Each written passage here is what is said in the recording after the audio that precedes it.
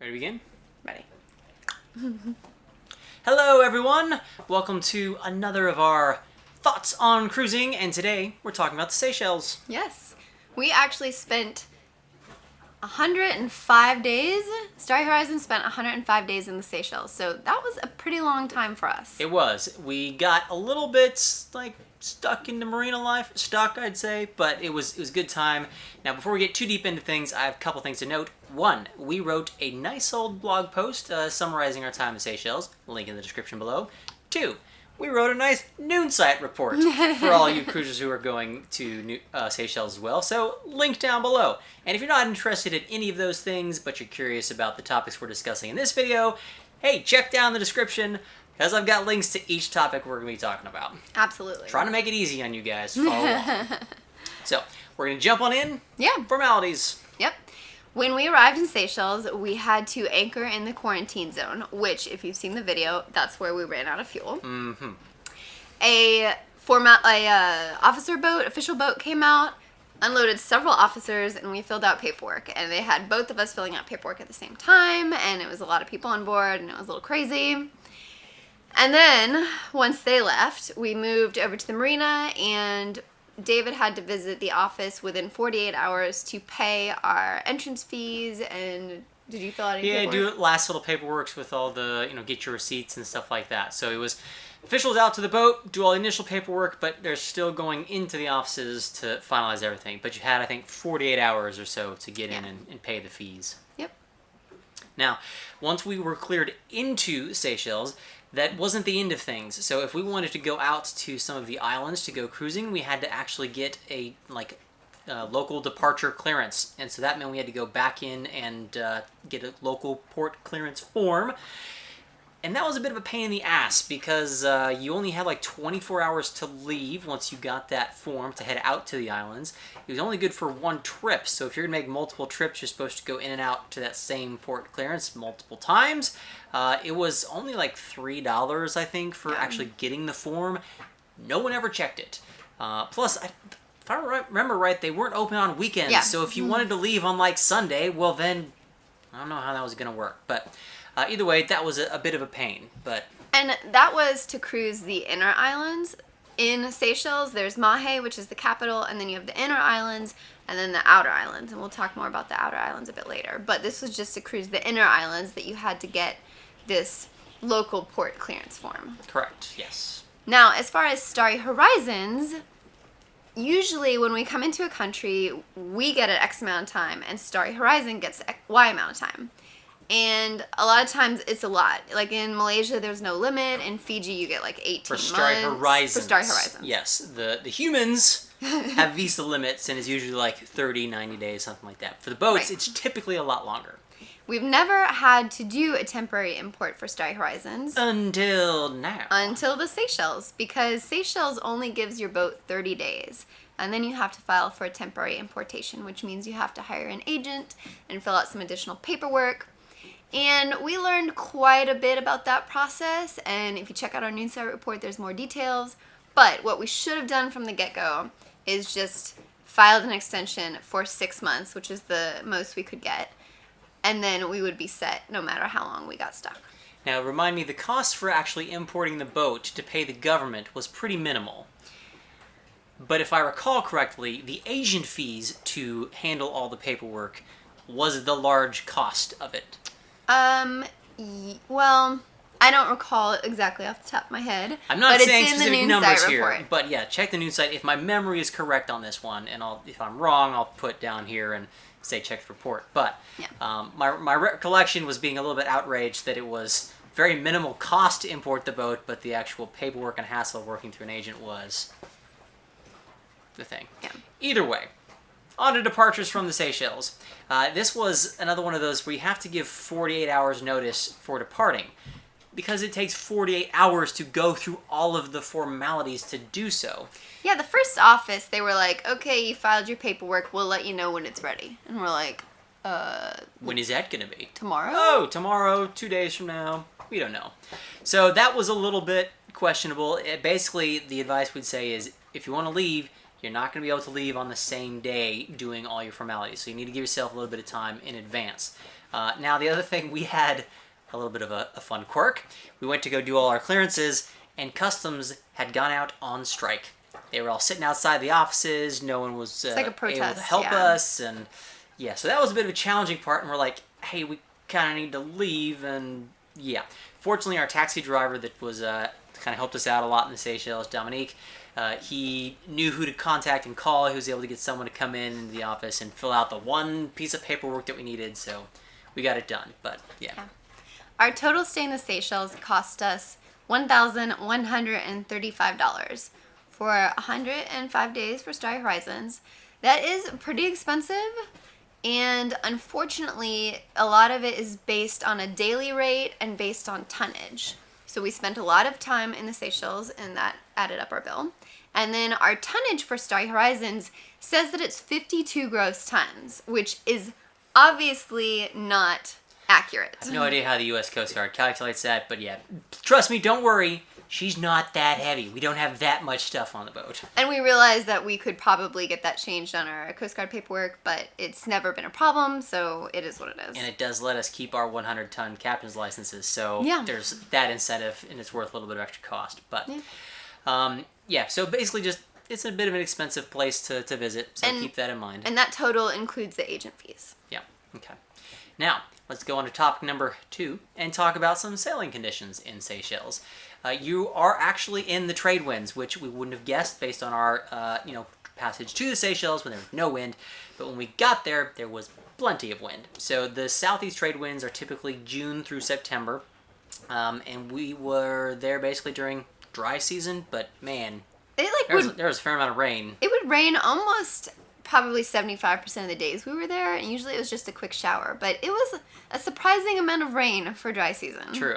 Now, because those winds are out of the southeast for the trade winds, that makes this sail to Madagascar quite challenging. You would be going very high upwind. The waves are usually pretty big in that part of the world, so you kind of need to wait for those winds to shift, which is why we ended up spending so long in Seychelles, waiting for that wind to shift. But because the southeast trade winds are there, it made for sailing inside the Seychelles to be, well, fairly easy. It was upwind sails to get from Mahe to like Praslin and Ladigue and those sort of things, and basically upwind coming back, but you could sail, which was quite nice. Yeah. Now, the season does shift, so the northwest monsoon season is November through March. And basically what that means for sailboats coming to Seychelles is that you have to plan your anchorages based on those trade wind conditions. So sometimes when we were there, some of the anchorages are better than others, and then it switches in the year. So it can be a little tricky sometimes, and the swell was a little strong at some anchorages we were at just because the winds are generally pretty high. Yep. And that's also true for the beaches in Seychelles. Like if you're just a tourist visiting, then the beaches in the monsoon season, in the dry season that we were in, the beaches on the northwest side are a little bit nicer, and the beaches on the southeast side have quite a bit of a swell and rough breaking waves.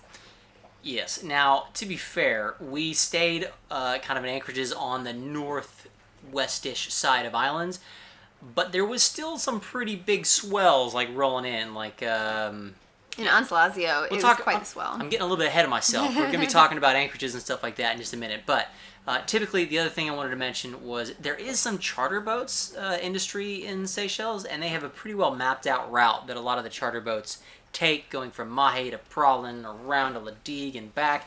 And that was kind of the route we followed, and it worked pretty well just from finding anchorages spot and sailing. Rough wind angles seemed to work fairly well. Okay, now, since I was getting ahead of myself, we'll move on to topic number 3, some general thoughts on kind of anchorages and navigating. Yeah. As we said, due to swell, a lot of anchorages were a little difficult. Lazio was a great one, but the swell really rolled in there, so you had to be careful. It made it a very big challenge to get the dinghy onto the beach. Yes. Which is why we never filmed it, because it was like if you weren't out of the dinghy in 2 seconds flat, you were going to get swamped. Yeah, it was a little crazy. There are a lot of marine parks in Seychelles, and you do have to pay marine park fees. Someone comes around to collect the fees from you. They're supposed to come around. We only ended up paying for one night in marine parks, partly because we found anchorages that weren't technically in the marine parks, and partially because no one ever came around. Now, if they do come around to collect money from you, the rates that we paid was 250 Seychelles rupees per boat, plus 200 Seychelles rupee per person. So if you have 2 people, that comes to 650, which is the equivalent of 33 USD per night. Per night in a marine park. Which is just a smidge less than what we paid to be in the marina. Mm-hmm. So if you have more than 2 people, it's better to stay in the marina. Yeah, and it's very expensive to be in the marine park with more than 2 people. So Yeah. now I will say I'm going to try to put a map up and try to outline some of where the marine parks are, but they have a lot of areas that are designated marine parks. And in general, I'm okay with designating places as marine parks, totally fine. But just keep in mind that it's going to be an expensive place if you're going to be staying there for long term overnight.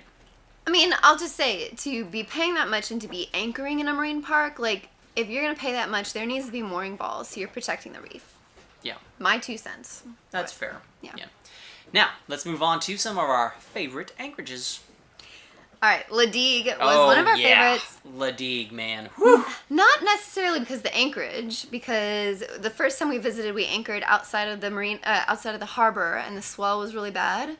And then the second time we came into the wharf, and that is a med mooring style where you drop your anchor and then back up and tie. I don't even think you don't tie to a dock or the wharf. You tie to trees. Yeah, we tied to some trees. They had a kind of like a rock retaining wall back there that we tied to. It was definitely a challenge because the stern is not to the retaining wall. The retaining wall is probably 40, 50 feet behind the boat.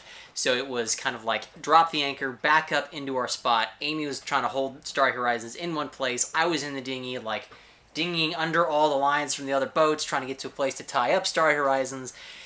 It was a tricky med mooring spot. Yeah. Again, why we didn't film it, because we were just like, we just gotta get the boat in here. It's crazy.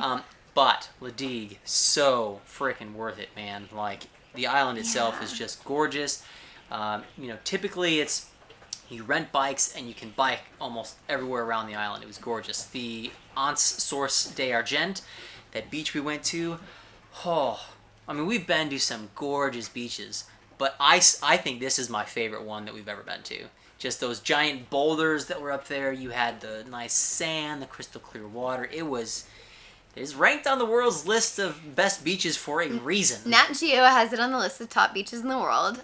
Personally, I think we've been to a lot of really cool beaches that are better than Source d'Argent. Everyone has their own choices, I suppose. But we also hiked up to the top, which was a really cool view.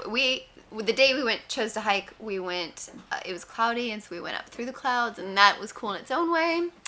But also you can bike almost the entire perimeter. Not the entire perimeter, you have to come back. You get to the end of the road. You get to the end of the road. Stops. But it was really fun, and we ate some really good food there. It's very, like, boutique touristy kind of place, so it's not your Hiltons and whatever. There were some nice resorts there, but generally it was just kind of a laid back, cool island. The renting bikes was nice. Just really liked it. Yeah. Now, second anchorage that we really liked, and we've talked about it a little bit, was Anse Lazio on Pralin.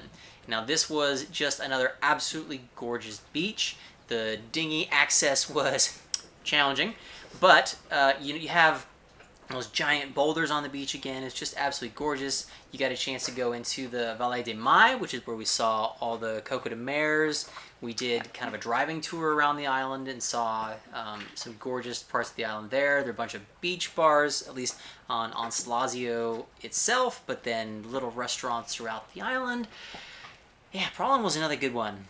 Yeah, I liked Anse Lazio better because the beach was bigger, and on Source d'Argent there is a retaining reef, and then the beach itself isn't pure sand. It's got like little rocks and coral and stuff. But Anse Lazio was like pure sand, very wide beach, not a lot of people there, and that may also have to do with the time of year that it was, because Anse Lazio is the northwest beach and Source d'Argent is a southeast beach.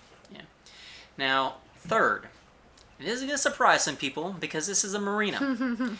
Eden Island Marina was actually a really nice place to be. It was kind of surprising. They don't actually really have like a transient dock for cruisers. The season we were there is the off season for the giant luxury super yachts. Yeah. And that's who Eden Island kind of typically, cater to. So when those big yachts aren't there, they kind of let the cruising yachts park on the dock somewhere. But the marina itself had, a shopping mall right there. There was a grocery store in the little shopping center, so we could just walk 5 minutes, go get what we wanted for dinner, and come back. And I think I went to the grocery store every day. yeah, it was crazy. It was a well-stocked store, so that was really nice. The view from the marina was really nice. You're right on the edge of Mahe, so you get the gorgeous... Oh yeah, these huge mountains up one side of us, which was really pretty. Yeah. The price wasn't that bad. I think it was less than our average rate all around the world. And that is also because we ended up staying there for so long that we got like the discounted monthly rate, which certainly helped. So otherwise it would be a bit more expensive. We did not plug into power there, and we did not use the water because it's potable, but it was very chlorinated. So we just elected to use a generator, make our own water and stuff like that. So it was, but the convenience of being in a marina for a while was very nice. Yeah. And Mahe is really nice too, so it gives you access to the whole island. Yeah, we had a great time there. Yeah. And it's also very breezy for a marina, which is nice. Yeah. We did not have any trouble with temperature. Point number 5, where we wish we'd gone. As I mentioned before, there are the outer islands of Seychelles, and you do have to apply for a permit to get those. There are some that are on the way, like, out of Seychelles, but unfortunately you cannot clear out of the country, go to the outer islands, and then move on. You have to get your permit, go to the outer islands, go back to Mahe, clear out, and move on. Which is a pain. It is a pain. Some people, I think, do stop anyways, but you could risk getting in trouble. Yeah, you're really not supposed to. Yeah. The second place we wish we'd gone was Beauvolan, which we did go... actually, we went twice. We went diving there, and then we went on our Mahe road trip. We did go via land. We just didn't take Starry Horizons there. But it does look like in the southeast trade wind season, it's a pretty nice, wide, calm area, and there were quite a few boats there when we were visiting on land. Yeah, so that would be an option as another place to go visit, which is always good. Yeah. Now, there are a whole lot of things to do in Seychelles. Like, we didn't really feel bored, even though we were there for quite a long time. Which is amazing, because it's a small island group. Yeah. Now, one of the coolest things that I thought we did was Curious Island, I think. French words, man. Just, I don't know. Either way, that was one of the places that was super interesting because the giant tortoises, there's a big marine park there. Man, those giant tortoises are so cool. They're just free running around the island. And there's also a breeding program and a like anti-poaching program. So it was a lot of fun, and the tortoises were all about that food. Yeah, they were and very interested. You could pet them. Yeah. And there are only 2 places in the world that giant tortoises are native. One is Galapagos, and one is Seychelles, and now we've been to both. Now, I want to do a quick caveat. Native anymore. There used to be a lot of places, but sailors used to store the giant tortoises on sailing ships for long-term food supplies, and so the only places that are left is Seychelles and Galapagos, and fortunately, we've been to both. Yeah. Now, the Capolia Trail, the hike on Mahe, just so stunning.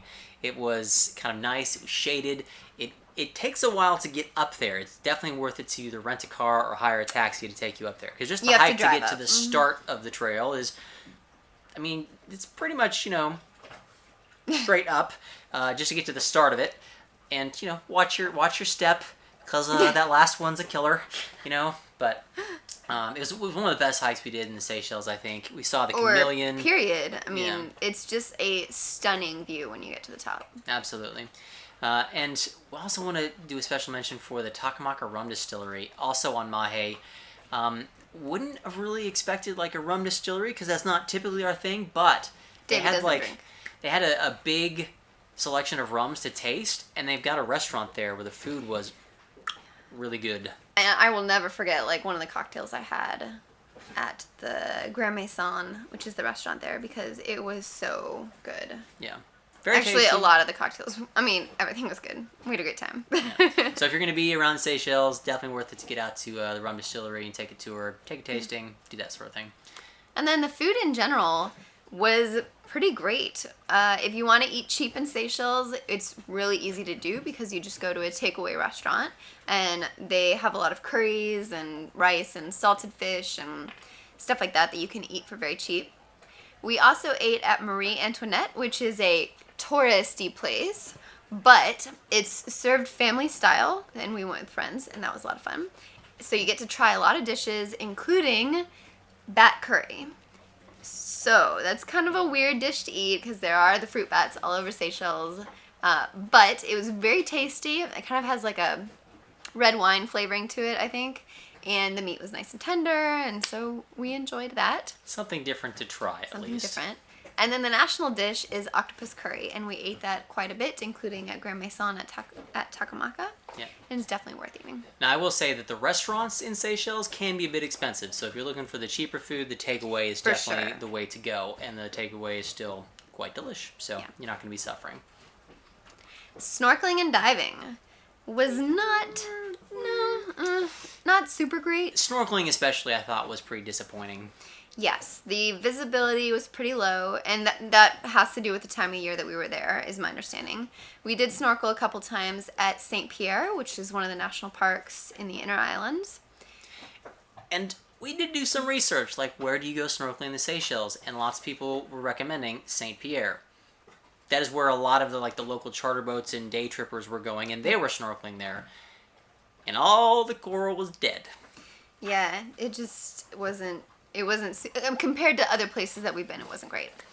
We did go diving in Beauvalon with one of the dive shops. The first dive was a little bit challenging. The visibility was pretty low and there was a strong current.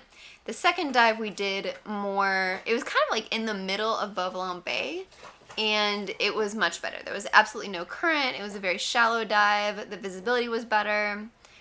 So, it's a tough call, and I'm sure that in different seasons or different times of year, there's better visibility. We're only there for one season. One thing I do also want to say is there were quite a lot of stingers in the water.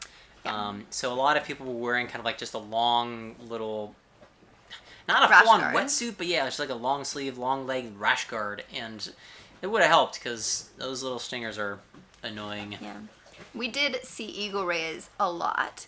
And we were snorkeling with Kyle and Lauren. I don't think you were with us. And there were 2 eagle rays that were feeding down at the bottom, kind of poking around, and they had absolutely no care in the world about us. And they were just fascinating to watch. They had kind of like the bullnose eagle ray thing going on, spotted eagle ray, and they were really neat. And we saw a bunch of eagle rays in the marina as well. It's true. So, might see an eagle ray out and about, which is good. Provisioning in Seychelles was amazing. I did touch on kind of the spar market inside the shopping center at Eden Island, which was a great base, but there were a few other spots as well. Yes, we shopped at STC Hypermarket for the big trips. A lot of the stuff was cheaper, but it was also, especially for produce and meats, I felt it was lower quality. And it's a lot of products from the Middle East or Asian countries in the STC Hypermarket. The Spar was full of South African products. So a lot of the stuff that we saw in Seychelles, we ended up seeing when we went cruising to South Africa. I felt the quality of meats and vegetables at Spar was better. So that's where I did a lot of shopping for those things. We also tried to track down some harder to find items, and during our little road trip, we made some stops. There's the ISPC in Beauvalon, and that had much more international foods, like British and more Asian specialty stuff. And we could get a few specialty treats there, which was nice. And the Victoria Market in downtown is excellent for fish and local produce, as well as handicrafts. So if you want to get some of the local tropical island foods, that's where to go. Had a lot of spices in the Victoria Market as well. Yes, a lot of spices. Yeah. Absolutely. We did a couple things for medical care. I'm going to do number 9, moving on here. In the Eden Island Plaza, I saw a dermatologist. And in Victoria proper, we both saw... We have pretty light skin, as you might have noticed, so we're always a little concerned about, being out in the sun. So getting a chance to go and see a dermatologist is a good thing for us. It was time for a checkup. And then we both saw dentists for cleaning and general care, and I think I got a cavity filled. So, yeah. Bad Amy. The dentist was great and cheap. The dermatologist was a little expensive, but it was. I felt like they were both good quality care. Absolutely. Now, last subject, internet. And this one is a little bit of a mark against Seychelles here. The biggest fail. Yeah, it was super crazy expensive. I think it was about like $10 or $12 per gigabyte in Seychelles, which... We paid 50 cents per gigabyte in Fiji. For reference. A reference. Yeah, and I think here in Antigua it's like $2 or $3 per gigabyte. Now, we do also have Google Fi, which we've talked a bit about on some of our blog and stuff before. We don't normally use it in countries because it's still pretty expensive per gigabyte, but it was cheaper than getting a SIM card in Seychelles. So we ended up using it there, and that's probably what I would... I mean, I don't know. If you can have access to Google Fi and going to Seychelles, it's a really nice thing to have in your pocket, especially if you're cruising. Just a little extra something. Oh, backup. But I don't really know what to tell you as a good option for if you're going to be there for quite a long time without it. Yeah. You can get local data. It's just super expensive. Some people were trying to find like local internet cafes to use internet and stuff like that. I don't recall the marina having any Wi-Fi, so... Yeah, the marina amenities were a little skippy, but there were several cafes in Eden Plaza Mall that had Wi-Fi, so you could use 30 minutes of Wi-Fi at the ice cream shop, for example. Oh no, what a terrible excuse to go get some ice cream. It was horrendous for sure, yeah. But... So I think that kind of captures all 10 general thoughts. A little bit of a wrap-up. What did you think of Seychelles overall? I think we were pleasantly surprised by Seychelles, and we did enjoy spending a lot of time there, which was great, but we didn't really have, I guess, that many expectations going in, and I was surprised how beautiful it was and how easy it was to enjoy. Yeah, I mean, the thing for us when we were looking back on it, when we got to Seychelles, we had been moving across the Indian Ocean, which is not an easy spot to be. We'd had a very high stress passage going from Chagos to Seychelles. We were just kind of ready for a little bit of a break, if you will. So being in Seychelles for a while and just kind of getting into a routine and relaxing in the marina was a nice break from the cruising life, if I'm being honest. Yeah. So from that perspective, Seychelles was a great spot to be. I really enjoyed it. It's a little bit off the beaten path since it's pretty far to the north. If you're taking the southern Indian Ocean route, like most cruisers won't go up there, but it was definitely a worthwhile stop, I thought, going from Chagos. We did have a lot of South African cruisers that we met there who were kind of just cruising the east coast of Africa, which is a little bit of a unique experience. And I also think that, like, part of it might have been, like David mentioned, how stressed out we were prior to coming to the Seychelles, in part because, my grandmother passed away and we were trying to get there in time, and emotional tolls and whatnot. But just having some downtime was really great and came at a good point in our cruising life. So. Sometimes you just have to be like, it's break time. Yeah. And that was a good spot for it. It was good. So, that's 10 thoughts for you. Thank you very much for following along. Thanks for watching. And we will see you next time for Madagascar. Next one is coming up. See y'all later.